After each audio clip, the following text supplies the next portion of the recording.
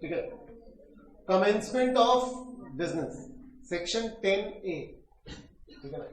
अब देखो section 10A, ये जो A B C इस तरीके से लगे रहते हैं ना, ये नॉर्मली अमेंडमेंट के थ्रू ही आते हैं, क्योंकि बेसिक एक्ट बनता है तो सब चीजें 1 2 3 4 से कर देते हैं।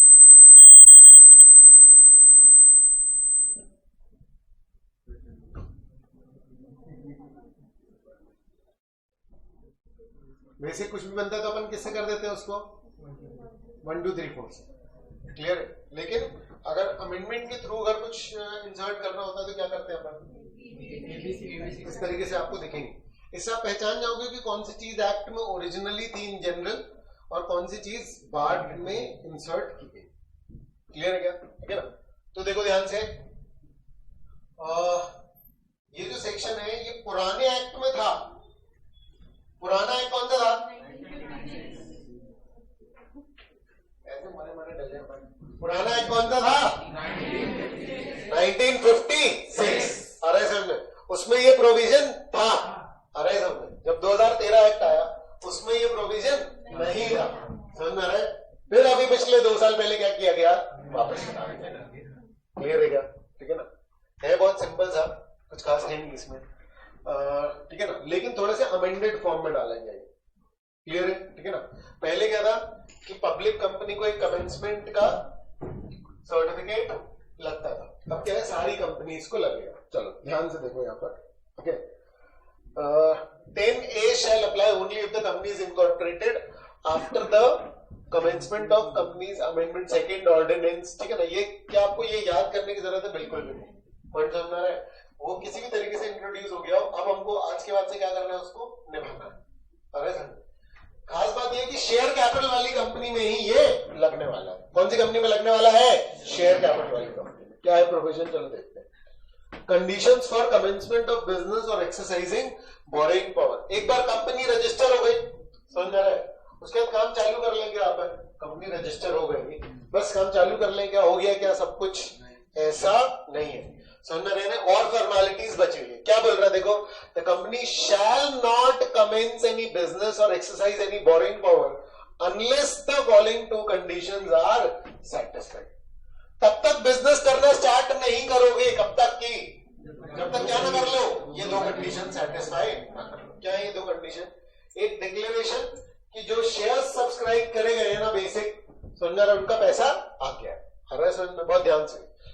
Filing of declaration with respect to payment of money for shares subscribed to by the subscribers to memorandum. देखो जरा, a declaration shall be filed by a director with the registrar that every subscriber to memorandum has paid.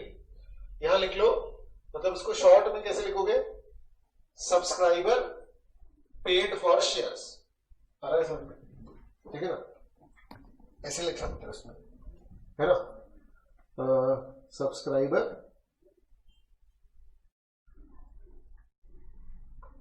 Paid for shares,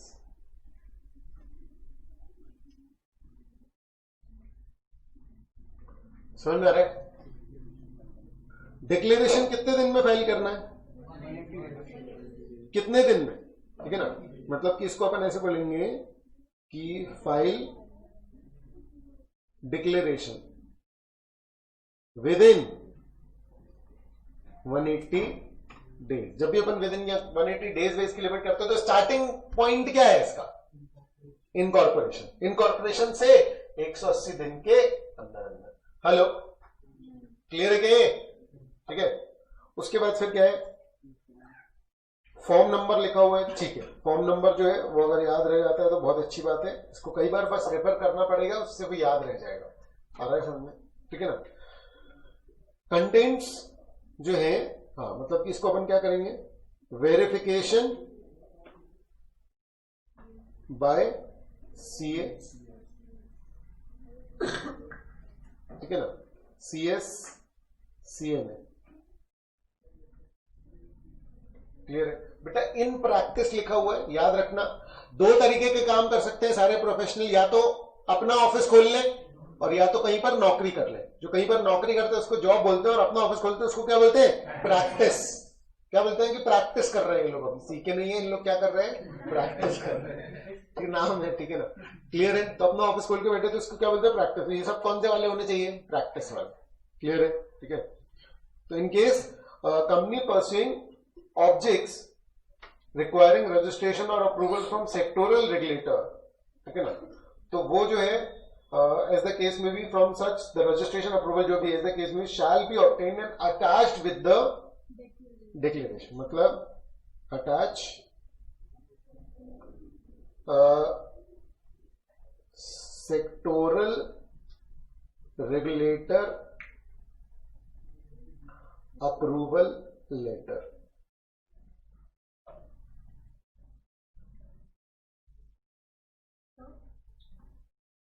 बेटा मेरी writing अच्छी है, बस वो कांच पे लिख रहा हूं मैं, इसलिए ऐसा हो रहा है। हाँ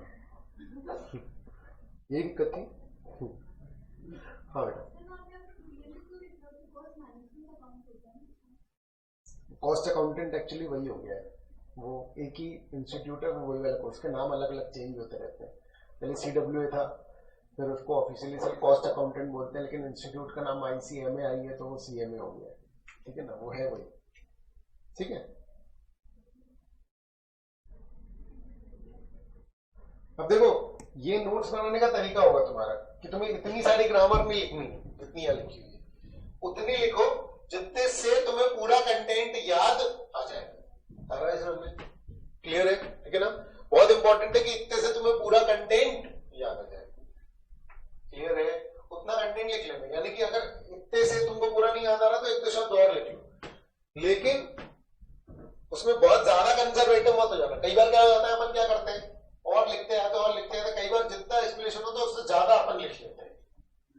तो हमको अल्टीमेट पर्पस ध्यान में रखना क्या है, वो टाइम सेव करना। कई बार ऐसा हो सकता है कि एक सेंटेंस और उसके तुम्हारे अपने शब्दों में कितने आ रहे हैं, 2 सेंटेंस में आ रहे हैं, लेकिन और वो सही भी होगा। ऐसा किस केस में होगा, जहां पर कॉम्प्लेक्स है प्रोविजन। जहां पर प्रोविजन क्या है बेटा, अगर कॉम्प्लेक्स है तो क्या होगा, वहां तुम्हारा एक्सप्लेनेशन, बड़ा एक्सप्लेनेशन भी जल्दी कवर हो जाए। आ रहा है क्या, नहीं समझ में, क्लियर है, ठीक है ना। तो बेसिकली प्रोविजन है क्या, ठीक है, ये बोला गया कि भाई कंपनीज एक्ट में एक्चुअली क्या है, देखो जब भी नया कंपनीज एक्ट आया तो हमने क्या किया, पुरानी प्रॉब्लम्स को ठीक करने की कोशिश की ना। तो प्रॉब्लम क्या हो रही थी कि डायरेक्टर वगैरह जनरल पीपल से तो पैसे ले रहे थे, खुद के पैसे उनके पड़े हुए थे, समझ रहे। तो हमने बोला कि भैया जो इनिशियल सब्सक्राइबर है, समझ में आ रहा, उनने जितने शेयर सब्सक्राइब किए वो पहले पैसे दो, उसके बाद फिर क्या चालू होगा, उसके बाद कंपनी अपना बिजनेस जो है वो क्या करे, कमेंस, और डिक्लेरेशन जो है वो क्या करना पड़ेगा, उसके लिए सबमिट करना पड़ेगा 180 डेज में, तब जाकर के आप क्या कर पाओगे, बिजनेस कमेंस कर पाओगे। ये क्लियर है क्या, अरे सर। तो हमने बोला कि चलो ये कर रहे हैं तो हम बेसिक कंडीशंस फॉलो करवा लेते हैं। यानी ऐसा नहीं कि आपने क्या करा कि चलो ये चीज पेंडिंग है, अपन कंपनी का काम चालू कर लेते हैं, आ रहा है समझ में, क्लियर है, ठीक है ना। तो हमने बोला नहीं, ये चीजें पहले कंप्लीट करो, उसके बाद जो है कंपनी का बिजनेस जो है वो कमेंस होगा, क्लियर है। तो क्या है कि भाई क्या करते हैं डायरेक्टर्स, वो करेंगे डिक्लेरेशन फाइल करेंगे कि सब्सक्राइबर ने क्या कर दिए, पैसे दे दिए, आ रहा है समझ। यहां डायरेक्टर क्यों नहीं लिखा, अच्छा क्या डायरेक्टर शेयर ले सकता है, इनफैक्ट वही लोग मेजर शेयर होल्डर भी हो जाते हैं, डायरेक्टर क्यों नहीं लिखा। डायरेक्टर के अलग से है प्रोविजन एक्चुअली, डायरेक्टर का अगर 6 महीने से ज्यादा पैसा नहीं पे होता ना तो वो तो उसकी डिस्क्वालिफिकेशन में जाता है। एक सेक्शन 164 है, समझ आ रहा है, जो डायरेक्टर को वैसे भी क्या कर देता है, डिस्क्वालीफाई कर देता है, अरे सर। तो सिंस वहां से गवर्न हो रहा है, इसलिए यहां पर हमने मेजरली किसको कवर किया हुआ है, सब्सक्राइबर, अरे सर। वो सब्सक्राइबर जो समझ लो क्या नहीं बना एक तरीके से, डायरेक्टर शायद नहीं बना, और है तो वो इसमें भी कवर हो जाएगा, उसमें भी कवर तो हो ही नहीं। बेटा ये वाली बात समझ में आई क्या, किसी को दिक्कत हो तो बताते जाना। अरे सर CS वालों को था क्या डायरेक्टर से पहले ये वाला प्रोविजन पड़ा है क्या, याद है क्या कुछ, थोड़ा सा, चलो ये वाली बात समझ में आ रही है। 180 दिन के अंदर डिक्लेरेशन फाइल करना पड़ेगा। डिक्लेरेशन में क्या होगा कि सब्सक्राइबर ने पैसे दे दिए, अरे सर। इस बात को अप्रूव कौन करेगा, कोई प्रोफेशनल बोल लो, अरे सर, ठीक है ना। लेकिन एक चीज याद रखना, यहां पर एडवोकेट नहीं लिखा हुआ,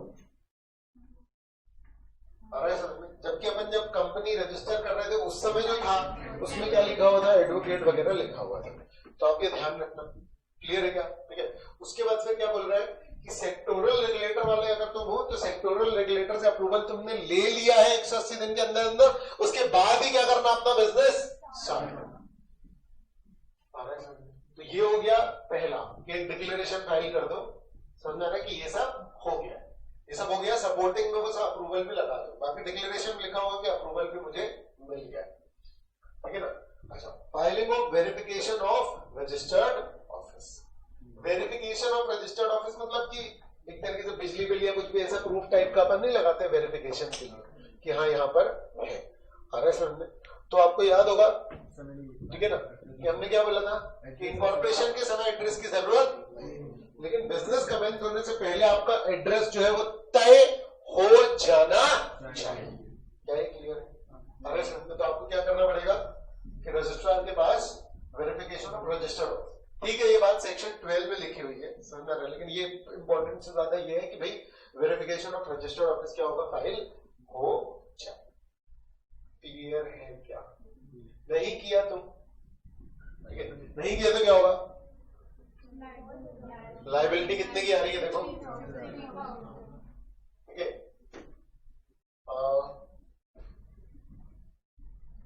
कितने की आ रही है, 50,000। Company shall be liable to penalty of ₹50,000 और एवरी ऑफिसर इन डिफॉल्ट। आपको याद है मैंने बोला था आपको दो तरीके से दी जाएंगी आपको पूरे कंपनीज एक्ट में पेनल्टी।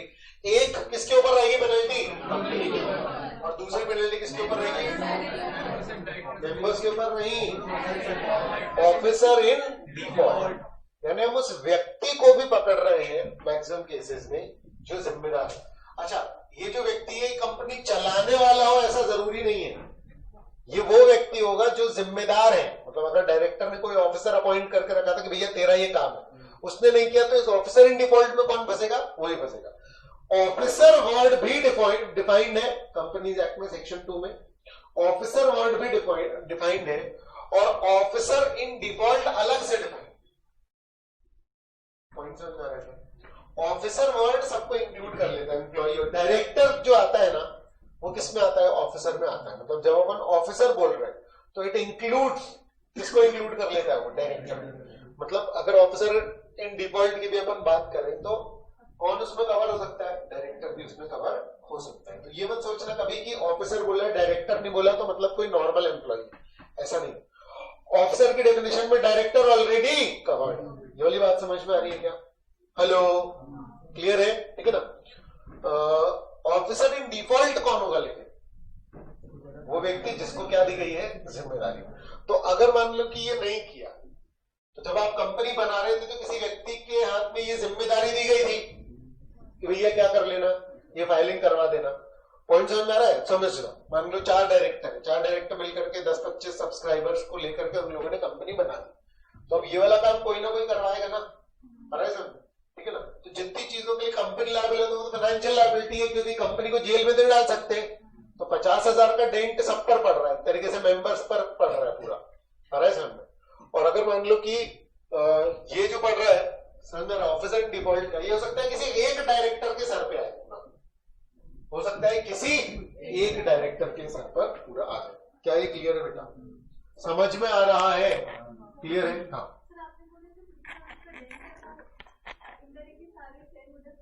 बिल्कुल सही। क्या चीज? हाँ, क्योंकि शेयर होल्डर्स ने पैसे लगा रखे कंपनी में और कंपनी की जेब से पैसा निकला तो अल्टीमेटली किसकी जेब से निकला?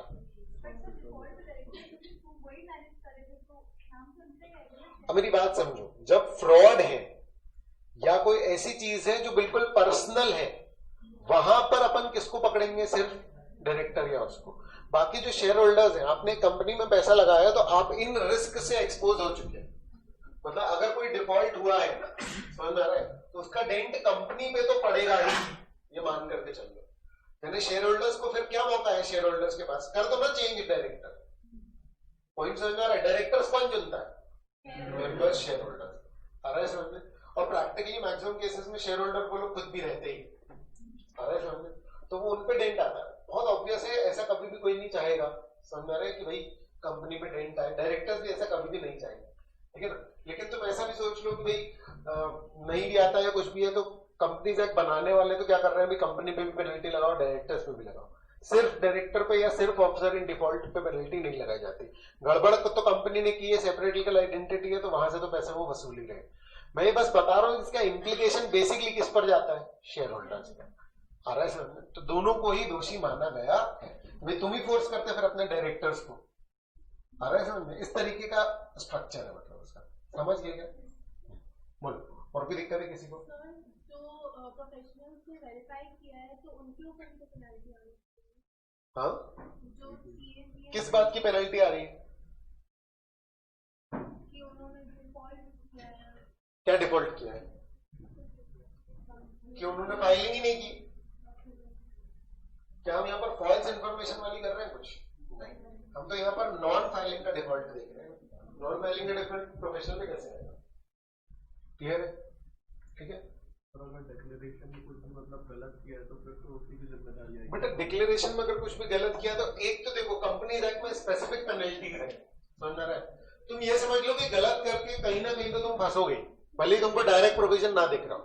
दो तरीके से ये चीजें ऑपरेट करती हैं। एक, जब भी हम कोई पर्टिकुलर सेक्शन पढ़ेंगे तो क्या होगा, आपको उसी में पेनल्टी दी होगी। इन जनरल तो मैक्सिमम सेक्शंस में आपको इंडिविजुअल पेनल्टीज मिल जाएंगी।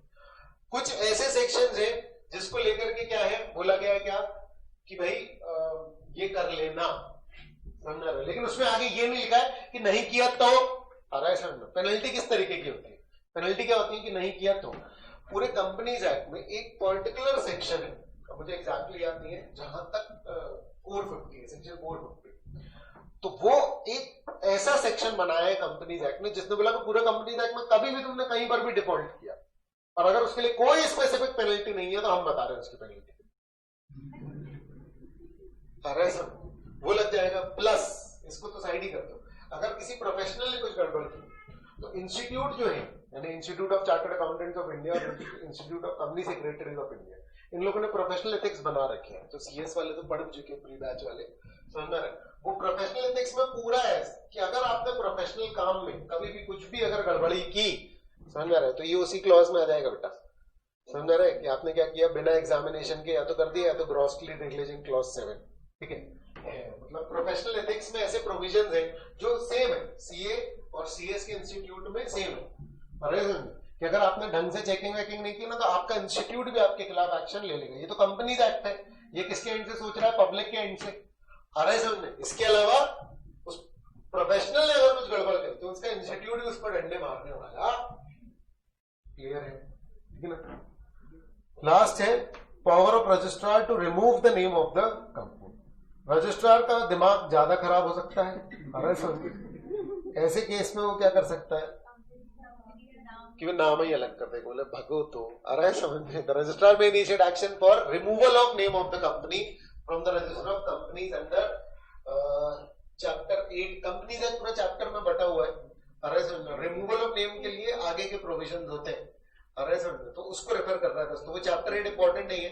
पॉइंट क्या है कि अगर तुमने डिक्लेरेशन फाइल नहीं किया, समझ आ रहा है, और रजिस्ट्रार को लगता है कि भाई कंपनी जो है वो कोई बिजनेस ऑपरेशंस नहीं कर रही है एंड लगा हुआ है, क्लियर।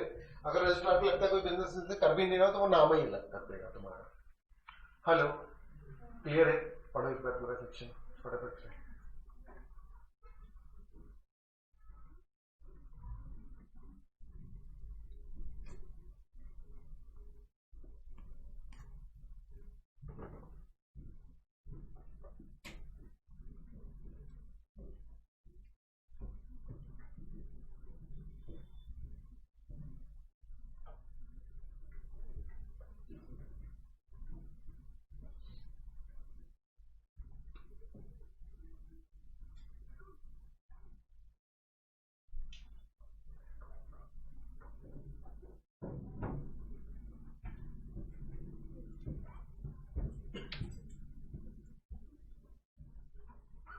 ठीक है,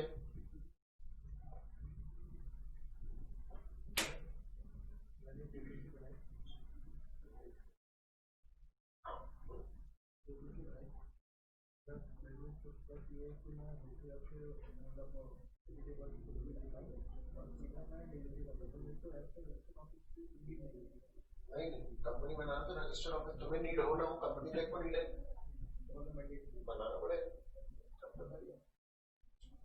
कंपनी इनकॉर्पोरेट हो गई या बिजनेस कमेंट होने के पहले जो कॉन्ट्रैक्ट किए हैं और बाद में कमेंट देखिए और फिर रजिस्ट्रार ने नाम हटा दिया तो उन कॉन्ट्रैक्ट में लायबिलिटी।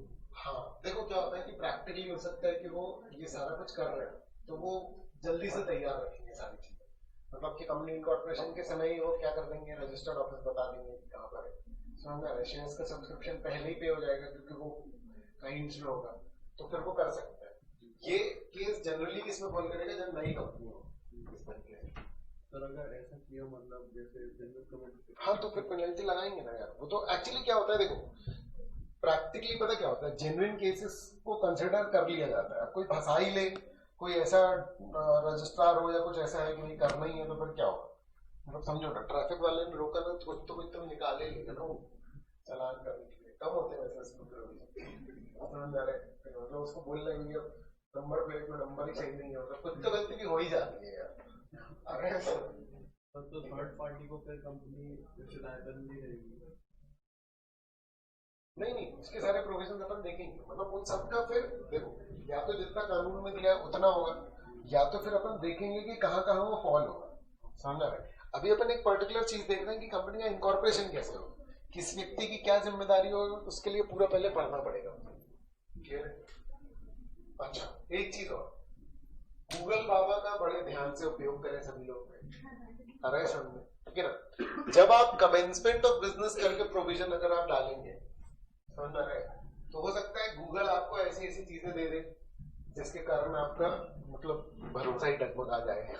अरे समझ, तो मैं इसलिए बोल रहा हूँ क्योंकि 1956 एक्ट में जब ये था तो इस तरीके का नहीं था, बहुत अलग था, उसकी हेडिंग सेम थी, समझ रहे।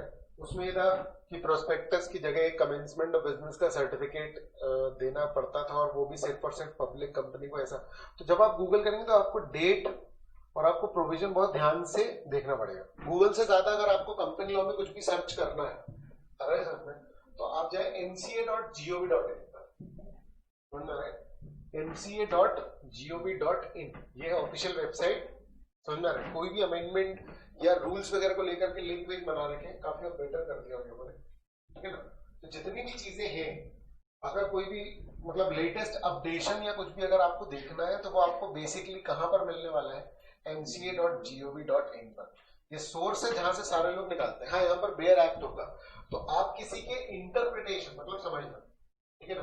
कई बार मेरे से बच्चे आकर के डाउट पूछते हैं तो उसमें एक दिक्कत जो होती है, एक तो सोर्स सही नहीं होता, चलो सोर्स मैं कह रहा हूँ थोड़ा सा ऑथेंटिक भी है, तो आप किसी का ओपिनियन लाकर भी मेरे से लॉ की तरह इंटरप्रेट नहीं करा सकते। आप मेरी बात समझ रहे हैं मैं क्या बोल रहा हूँ। आप मेरे पास एमसीए की साइड से लिखा हुआ कुछ लेकर के आएंगे, मैं वर्ड टू वर्ड इंटरप्रेट करने के लिए बाध्य हूं, समझना रहे कि मुझे उसको एक वर्ड बाय वर्ड इसको इंटरप्रेट करना पड़ेगा। लेकिन आई एम नॉट बाउंड कि मैं किसी अन्य व्यक्ति के ओपिनियन को वर्ड बाय वर्ड आपको समझाऊं, सिर्फ इसलिए कि वो बात प्रिंटेड फॉर्म में है या वो बात गूगल से आ रही। गूगल सोर्स नहीं है, गूगल इज मीडियम, आ रहा है समझ में। तो जब आप कोई चीज सर्च करेंगे और अगर आपको कोई चीज मिलने वाली है, कोई चीज मिली आपको, समझना रहे, जो आपके करंट नोट्स से थोड़ा सा मान लो कि इस तरीके से होगी, तो मेरे से जब बच्चे बहुत सारे डाउट पूछते हैं, समझना रहे, तो वो पता कैसे पूछते हैं, समझना रहे, वो देख लेते हैं, समझना रहे, उसके बाद उसको पढ़ लेते हैं। कई बार वो सिंपल भाषा में होता है तो वो उसको समझ लेते हैं, फिर वो ये मान लेते हैं कि भैया अपने नोट्स में ही कवर नहीं था, समझना रहे। फिर वो मेरे से आकर ऐसा बोलते हैं कि भैया इसमें ऐसा नहीं होता क्या। अरे अब क्या होता है कि मैं क्या होता है कि जब भी तुम मेरे से बोलोगे ना तो सबसे पहला शक मैं करता हूँ किस पे, अपने आप पे, समझना रहे कि तो मैं ये सोचने लगता हूँ कि यार क्या कोई ऐसा अमेंडमेंट है जो मैंने छोड़ दिया, क्या कोई ऐसा सर्कुलर है कि जो मैंने छोड़ दिया। अरे समझ, अब मान लो कि एकदम लेटेस्ट अभी कोई प्रोविजन आया तो मैं कई बार ऐसा होगा कि मैं इसका सीधा जवाब नहीं दे पाता, क्यों, क्योंकि तुमने मेरे से आकर बोला एक ऐसी नई सी बात, समझना रहे, जो किसी ऑथर के ओपिनियन में बेस्ड होगी या तुम्हारे इंटरप्रिटेशन में कई लेवल्स हो गए, कई लेवल की फिल्टरिंग होगी उसमें। अरे समझना, तो अब क्या हुआ कि मुझे पता नहीं चल पा रहा कि इसका सोर्स क्या है, समझना। और मैं सोच रहा हूँ, तो मैंने कहा ग्रुप में देख कर बता दो, मैंने एमसीए ऐसा करके देखा, समझना, मैंने पूरी मेहनत करी या मैंने शाम तक का टाइम मांगा, अरे सर अगर तुम मुझसे बोलोगे कोई चीज कोई नई सी चीज और मैं उसके बारे में नहीं जानता, मैं उसके बारे में पता करके बताऊंगा। अरे सर इसके लिए श्योर रहना।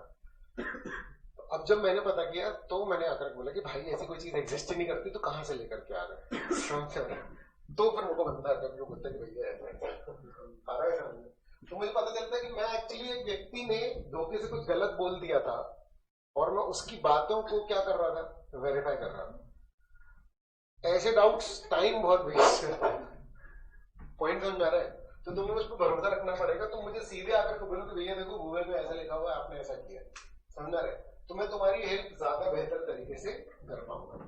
इसमें मैं इसलिए बता रहा हूँ क्योंकि बहुत चांसेस है, समझ रहा है। कोई भी अगर मान लो कि हो सकता है तुम यूट्यूब वीडियो भी देखो या कहीं पर भी देखो, कई बार लोगों को भी पता नहीं होता, समझ में आ रहा है? ठीक है, मान लो कि अभी कोई सीएस बना होगा, समझ में आ रहा है, या एक आध साल पहले तक बना होगा, ठीक है, ये अमेंडमेंट अभी तुम देख ही रहे हो कब आया है, समझ में आ रहा है। और कोई प्रोफेशनल इस लेवल का अपडेटेड नहीं रहता क्योंकि कोर्स थोड़े से पुराने रहते हैं। अगर मान लो कि जून 2019 में बना कोई सीएस होगा तो वो जा करके अमेंडमेंट्स चेक नहीं करते until unless they are taking classes, समझ में आ रहा है। तो 100% चांसेस इस बात के हैं कि उसको नहीं पता होगा कि ये अमेंडमेंट आया, समझ में आ रहा है, कमेंसमेंट का। और अगर तुमने उससे भी जाकर के ये पूछ लिया कि भैया कमेंसमेंट ऑफ बिजनेस का प्रोविजन क्या था, या अगर कुछ लोग डालते हैं, समझ में आ रहा है, वीडियो मैंने शायद बताया हो, ठीक है, कि रौनक ने एक बार वीडियो बना करके डाला था, ठीक है, जून 2018 में। तो उसने मेरे को बोला था रिव्यू देने के लिए, तो मैंने उसको बोला था कि भाई तूने जून में एक वीडियो डाला है और तूने जनवरी और पिछले नवंबर दिसंबर के अमेंडमेंट्स भी कवर नहीं कर रखे, समझ में आ रहा है। शायद अनअकैडमी करके थे या उसमें उसने वीडियोस डाला, समझ में आ रहा है। तो उसने कहा था कि ठीक है भैया अब तो हो गया, अब जाने दो। अरे ठीक है ना, क्योंकि उसमें वो नहीं होता, मैं क्लियरली बता रहा हूँ, अरे ठीक है ना। तो इसलिए आपके लिए सबसे ऑथेंटिक वेबसाइट अगर कंपनी लॉ के लिए तो वो कौन सी है, mca.gov.in। इनकम टैक्स की अपनी एक अलग वेबसाइट है, इनकम टैक्स इंडिया.gov, उसके अलग अलग खूब सारी है, रिटर्न फाइलिंग की अलग है। तो आप ऑथेंटिक सोर्स ये देखें, क्योंकि जितने भी और वेबसाइट्स वगैरह या जो भी कुछ है, समझ में आ रहा है, वो एक्चुअली में अपने आप को प्रमोट कर रहे हैं। या तो उनका सोर्स ये होगा या तो उनका भी सोर्स कोई दूसरी वेबसाइट हो सकती है, ये डिपेंड करता है कि वो प्रोफेशनल कैसा है। आप मेरी बात समझ रहे हैं? क्लियर है क्या? ठीक है ना, तो सोर्स सही रखना अपना। चलो रीड कर लिया इसको, कोई दिक्कत है तो बताओ। क्लियर है? तो देखो, Noble Meters Limited was incorporated with equity share capital of 50 lakhs. The company received the certificate of incorporation to be fulfilled for the company received the certificate of incorporation to be fulfilled for commencement of business under the Companies Act. देखो पूछना क्या चाह रहे हैं, थोड़ा सा इसमें लिख लेना कि भाई what are the conditions required to be fulfilled for commencement of business, है ना। कौन कौन से रिक्वायरमेंट्स जो है वो फुलफिल करनी पड़ेंगी।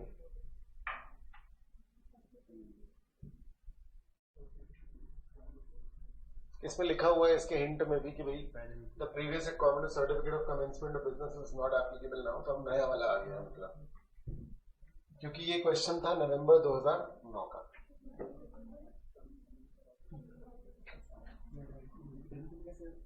यहां लिख लेना now section 10A is applicable. Answer में हिंट में लिख लेना नाउ सेक्शन 10A इज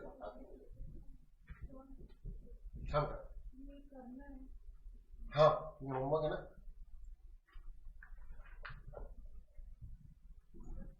क्या था, कई क्वेश्चन बिल्कुल बेसिक जैसे बताया वैसे के वैसे हैं, लेकिन ये आपके रिवीजन का पार्ट बन जाता है। घर जाकर के लिख लोगे तो एक तो आंसर की फ्रेमिंग आ जाती है, दो चीजें, एक रिवीजन और एक आंसर की फ्रेमिंग।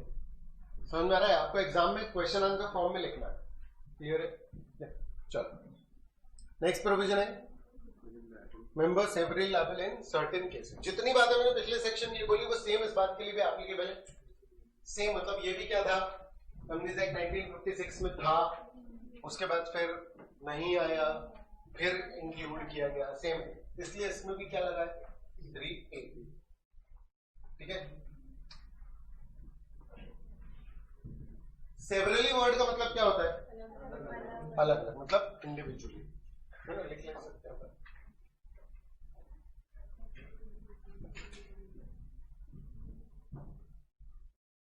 ध्यान से देखो यहाँ क्या लिखा हुआ है, साइड में क्या लिखा हुआ है, टेक्स्ट ऑफ सेक्शन 3A। जब लिखा है टेक्स्ट ऑफ सेक्शन 3A, इसका मतलब समझ गए बेटा कि जैसा लिखा हुआ है ना लॉ में, एज इट इज यहाँ पर लिखा हुआ है। तो यहां से ऐसी चीजों से अपन क्या सीख सकते हैं, इंटरप्रिटेशन सीख सकते हैं। अरे क्लियर है, ठीक है ना। चलो देखते हैं, बात बहुत सिंपल सी है, लेकिन देखो कानून में कैसे लिखी होती है तो बहुत अजीब हो जाता है कई बार। If at any time the number of members of the company is reduced in case of public company below 7, in case of private company below 2, and the company carries on business for more than 6 months, while the number of members is so reduced, comma, every person who is a member of the company during the time that it so carries on business after those 6 months and is cognizant मतलब उसको पता है, aware of the fact that it is carrying on business with less than 7 members or 2 members, as the case may be, shall be individually liable for the payment of all of the debts of the company contracted during that time, and may be severally sued. इतनी simple सी बात है कि मैं क्या बताऊं, वो नीचे लिखी भी हुई है, हम पढ़ चुके हैं इसको। अच्छा ठीक है, देख लेते हैं, ठीक है। देखो ध्यान से क्या लिखा हुआ है, if the number of members fall below statutory minimum. Statutory minimum मतलब देखो कानून क्या कहता है, प्राइवेट कंपनी बनानी तो कम से कम कितने लोगों से बिजनेस स्टार्ट करना पड़ेगा, 2, और पब्लिक कंपनी बनानी तो कम से कम कितने लोगों से स्टार्ट करना पड़ेगा, 7, ठीक है ना। तो पब्लिक कंपनी में अगर मान लो 6 हो जाते हैं मेंबर, 5 हो जाते हैं, जब कंपनी बनती है तब अगर 7 नहीं है तो बना ही नहीं सकते, बन गए, उसके बाद मान लो कि ABCDEF और G 7 मेंबर है, G ने अपने पूरे शेयर अगर F को बेच दिया तो नंबर ऑफ मेंबर कितने बचे, 6, तो गड़बड़ हो गई। तो वो यही बोल रहा है कि अगर कभी भी मेंबर्स का नंबर मतलब A और B 2 शेयर होल्डर, अगर मान लो प्राइवेट कंपनी, B ने अपने पूरे शेयर किसको बेच दिए, A को, तो एक अकेला बचा। तो ऐसा मत सोचना कि अरे फिर तो OPC बन गए, ऐसा कुछ नहीं होता, अपने आप कुछ नहीं होता है, आ रहा है समझ, ठीक है ना, ठीक है। अरे OPC बन गया अब तो एक अकेला बचा, ऐसा नहीं होता, वो OPC के नाम से रजिस्टर होती है, सेपरेट प्रोविजन होते हैं, सब होता है, क्लियर है। तो आप प्राइवेट कंपनी हो, आपको क्या करना पड़ेगा, वापस से 2 पे आना पड़ेगा, और वो भी कितने दिन के अंदर अंदर, 6 महीने के अंदर अंदर। अरे समझे, तो अगर मान लो कि आप कम हो जाते हो तो 6 महीने का आपके पास मौका एक तरीके से कि 6 महीने तक आप क्या कर सकते हो, चला लो, और उसका स्टेटस कंपनी वाला ही रहेगा। लेकिन 6 महीने से ज्यादा, द मोमेंट 6 महीने से ज्यादा हुए तो क्या होगा, वो सारे लोग जो हैं जो चला रहे हैं कंपनी को, प्राइवेट कंपनी के केस में वो एक अकेला, और पब्लिक कंपनी के केस में वो 6, 5, 4 जितने भी बचे होंगे, समझ में, वो सब पर्सनल लायबल हो जाएंगे उन डेट्स के लिए जो डेट्स उस 6 महीने के बाद इंकर हुई है, उन डेट्स के लिए जो डेट्स उस 6 महीने के बाद। तो ये वो बारीक बारीक बातें, जब आपको केस लॉ आता है तो आपको इन बातों का ख्याल रखना पड़ता है। बस मल्टीपल पॉइंट्स वाली बात है। कई बार पहले क्या होता था कि पहले अपने को एक बात ध्यान रखनी पड़ती थी, अब अपने को एक ही प्रोविजन में 3-3, 4-4 बातें ध्यान रखनी पड़ सकती है। हाँ, रीड करो इसको। हाँ, अगर भैया कुछ ऐसा होता है और मान लीजिए जो 7वां मेंबर ऑफ द शेयर पहले जो शेयर हमने कोई को बेच दिए, तो उसके खिलाफ जो 7वां मेंबर कुछ एक्शन ही होगा, क्यों उसके खिलाफ मतलब क्या, शेयर बेच रहा है वो उसके खिलाफ क्या, क्योंकि उसकी वजह से हुआ था, उसकी वजह से क्या हुआ भैया, वो उसको नहीं रखने थे शेयर, उसने बेच दिए, बाकी दिक्कत कौन उठाएगा, कंपनी उठाएगी। सुनो ध्यान से, ठीक है ना।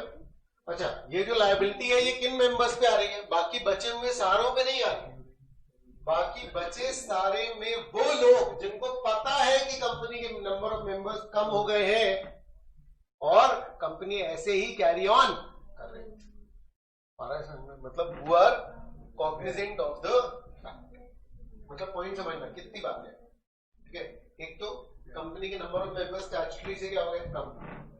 दूसरी बात क्या हुई, लोगों को पता है, जो काम कर रहे हैं उनको पता है कि 6 महीने से ज्यादा हो गए, समझ में आ रहा है, ठीक है।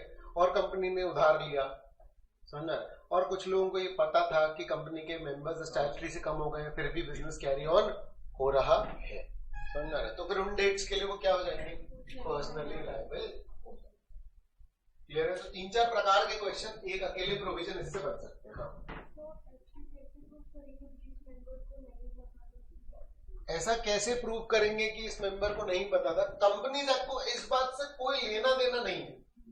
ये बात मैं तुम्हें जनरल फैक्ट्स की तरह अलग से बता सकता हूँ कि कैसे पता करेंगे, उसके फोन कॉल निकलवा लो, आ रहा है समझ रहा है? या वो बाहर गया हुआ होगा, समझ रहा है? सिर्फ बोलने से तो नहीं मानेंगे ना अपन, समझ रहा है? क्योंकि एक भी अगर इंफॉर्मेशन है कि भैया यहाँ था, ऑफिस में थे, तुम आते थे, तुम्हारे सामने बात हुई, बोर्ड मीटिंग हुई थी, उसमें डिस्क्लोजर हुआ था, समझ रहा है? तो बस वाले लोग ये प्रूव करेंगे कि इसको पता था किसी एक फैक्टर की तरह, और ये बोलता रहेगा कि भाई मुझे नहीं पता, कोर्ट ने जो मान लिया उसके बाद फिर हम इस सेक्शन पे आएंगे।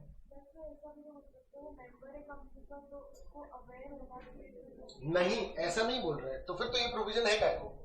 ये प्रोविजन तो बोल रहा है ना कि जिसको नहीं पता वो नहीं लायबल होगा, क्योंकि फिर तो हम क्या बोल देते हैं कि जितने मेंबर है सब लायबल। अगर तुम जो बोल रहे हो वैसा अगर अपन मान लो, या तुम मेंबर हो तुम्हें पता होना चाहिए था, तो फिर तो ये प्रोविजन ही नहीं होता, ठीक है ना?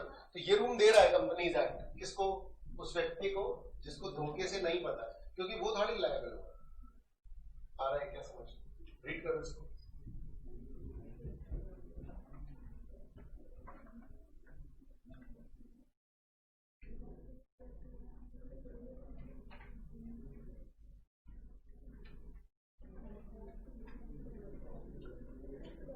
नीचे क्वेश्चन है बेटा, नीचे के क्वेश्चंस दोनों प्रॉपरली रीड करो, समझ में आ जाए, लिख लोगे, है ना? अपने आप से कोई कंफ्यूजन हो तो अभी पूछ, लिख के तो घर से लाना ही है। ये भी एक दूसरा होमवर्क है, दोनों नहीं, एक दूसरा वाला यूएमसी वाला रीड कर लो।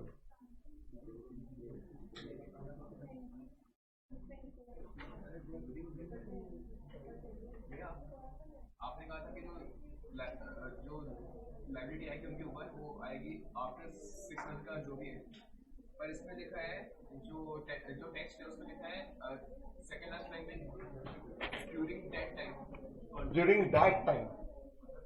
हाँ, तो मैंने जो कहा था मैंने सही कहा था, और इसमें जो लिखा है वो भी वही लिखा है जो मैंने कहा था।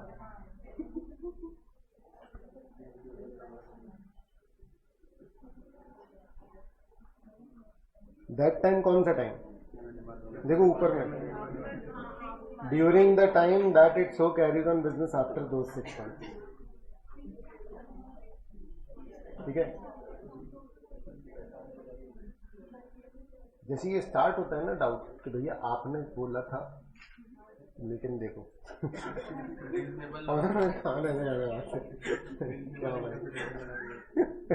कि क्या बोल दिया मैंने, मेरे को अच्छे से सुनना पड़ेगा।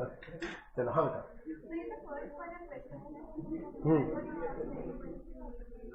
बोलो ना।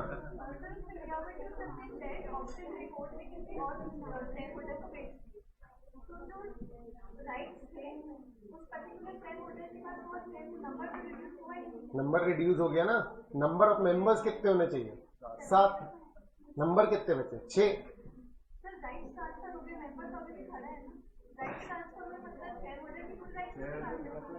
All the shares of one shareholder are sold by the court in an auction.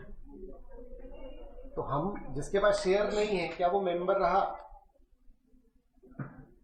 हमको 7 मेंबर चाहिए ना कम से कम।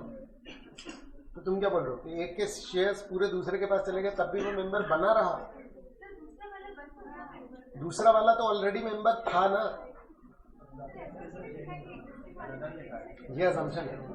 अनदर शेयर होल्डर लिखा है ना, तो अनदर पर्सन नहीं लिखा ना। अनदर शेयर होल्डर मतलब कि कौन सी कंपनी का शेयर होल्डर? ये असम्पशन।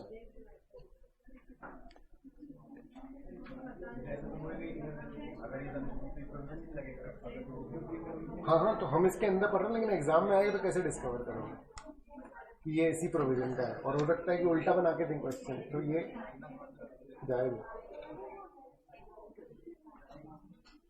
चल लिख लोगे ये दोनों? अरे मतलब ये दोनों क्वेश्चंस आप लोगों से बन पाएंगे अगर आएंगे तो। इनमें से एक होमवर्क है दूसरा वाला, आवाज ठीक है ना।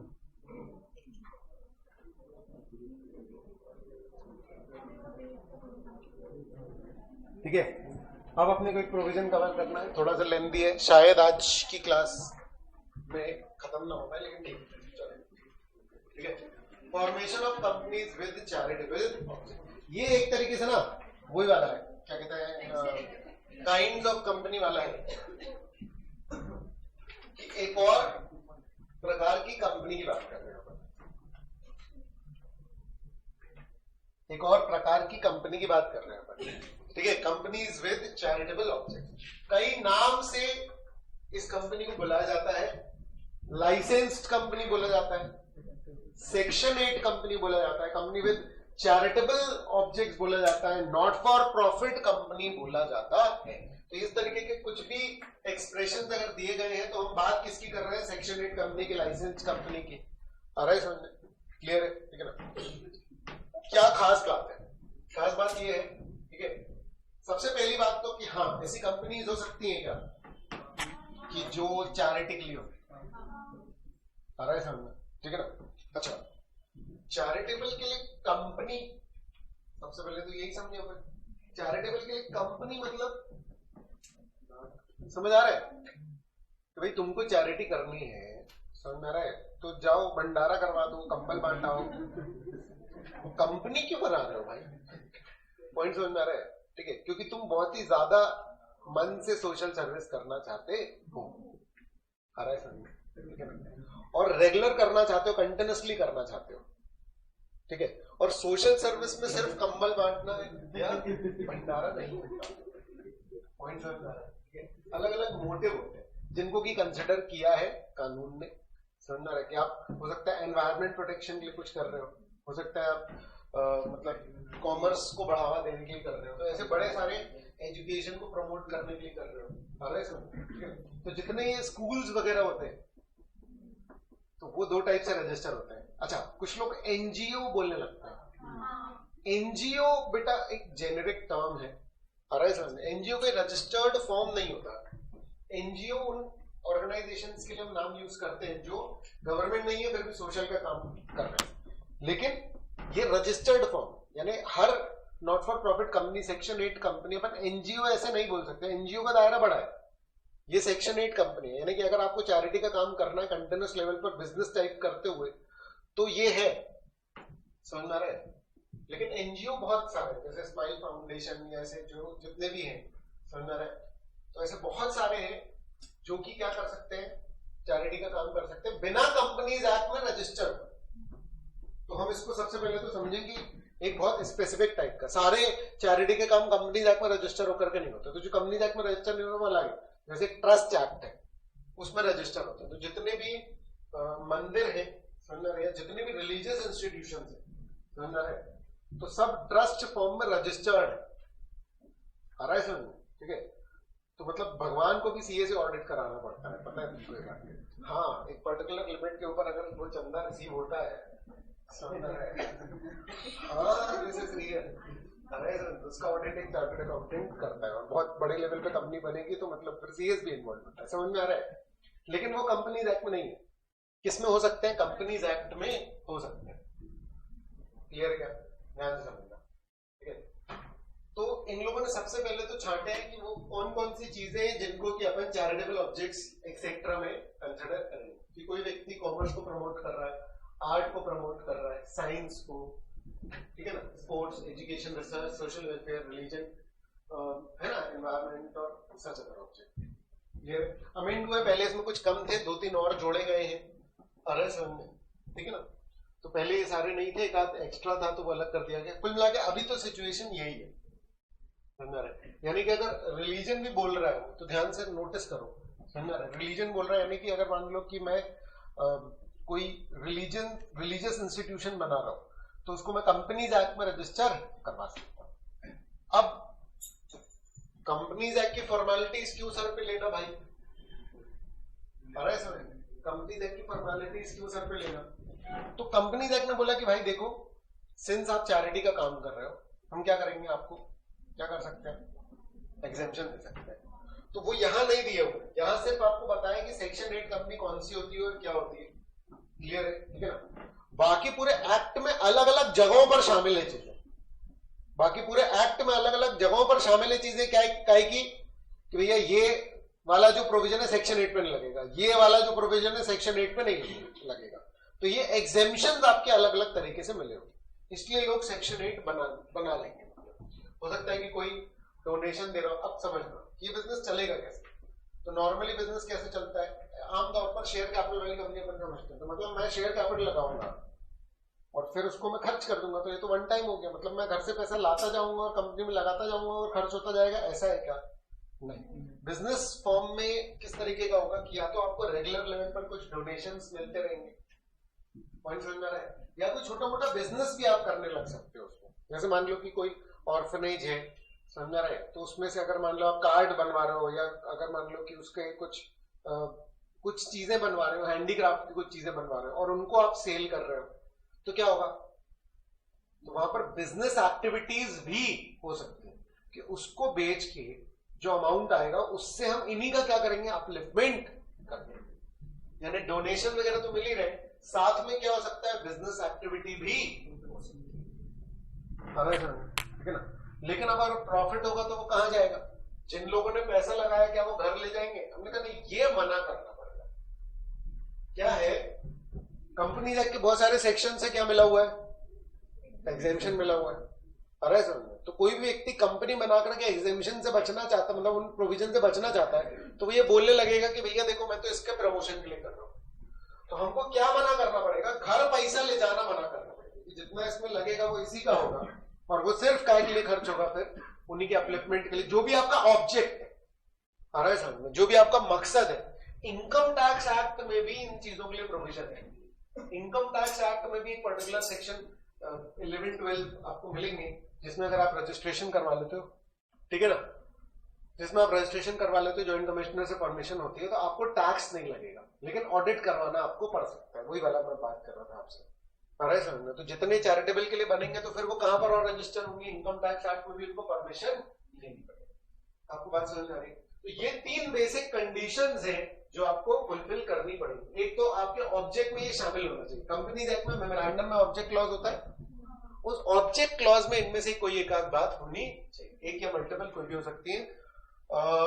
सारे अपने प्रॉफिट्स अपने ऑब्जेक्ट को प्रमोट करने में ही लगाओगे, तब हम आपको चैरिटेबल मानेंगे। और घर कुछ भी नहीं लिखा, prohibit, company intends to prohibit the payment of dividend. Dividend क्या होता है? क्योंकि जो भी आपने प्रॉफिट कमाया वो मेंबर्स घर लेकर के जाते हैं, तो ये मना होगा। तो ये 3 बेसिक कंडीशंस हैं जो आपको निभानी पड़ेगी। बहुत ध्यान से समझना। हम जब प्राइवेट कंपनी की कंडीशंस पढ़ी थी तो हमने क्या लिखा कि आर्टिकल्स में ये 3 बातें लिखी रहेंगी। कौन कौन सी?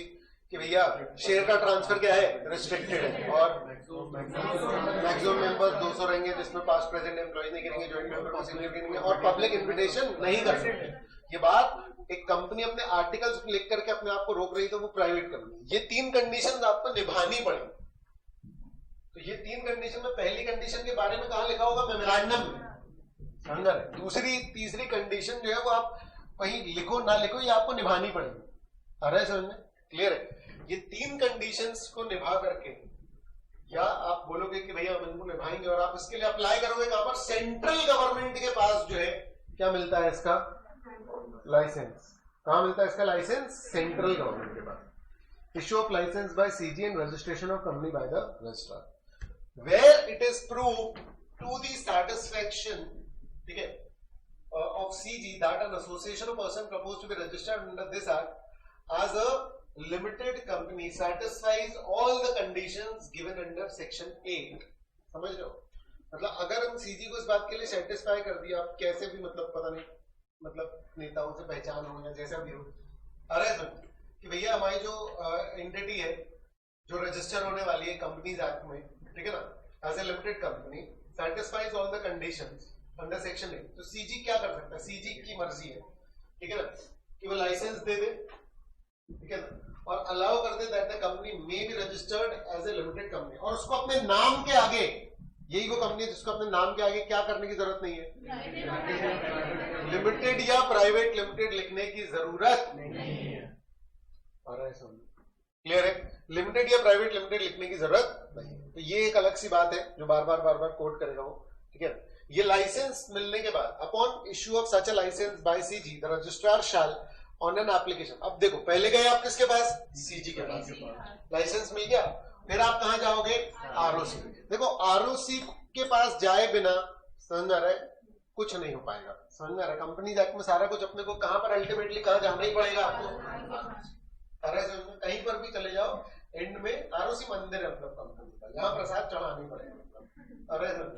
तो upon issue of such a licence by CG the registrar shall on an application made to him in the prescribed form register such association of person as a company under section. Clear है क्या? ठीक है ना? तो ROC आपको register कर लेगा as A section. Basically क्या हो गया, अगर आप सेक्शन 8 की तरह रजिस्टर हो, वो एग्जेम्पशंस मिल गई आपको बहुत सारे, क्योंकि आप अच्छा काम कर रहे हो ना, तो आपको कुछ एग्जेम्पशंस मिल गए, ठीक है ना। अब कुछ एडिशनल कंडीशंस हैं, the company shall have to comply with such additional condition as may be contained in the licence issued by CG. CG कुछ और कंडीशंस आपको लाइसेंस में लिख करके दे सकता है। क्लियर है क्या? ठीक है ना? इसको रीड करो जरा एक बार, दिक्कत है तो यहां तक बताओ, थोड़ा थोड़ा करके पढ़ते हैं।